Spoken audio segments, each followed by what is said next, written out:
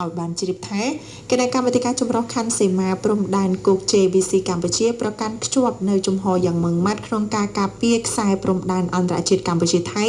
ដែលបន្សល់ទុកដោយគណៈកម្មាធិការព្រំដែនឥណ្ឌូចិនសៀមដោយគោរពគោលការណ៍ច្បាប់អន្តរជាតិគោលការណ៍ខ្សែព្រំដែនមិនប្រែគោរពអនុសញ្ញាសន្ធិសញ្ញាបារាំងសៀមផែនទីនិងកំណត់ហេតុបោះបង្គោលព្រំដែនរបស់គណៈកម្មាធិការបោះបង្គោលព្រំដែនឥណ្ឌូចិនសៀមព្រមទាំងកិច្ចព្រមព្រៀងនិងឯកសារពាក់ព័ន្ធនានា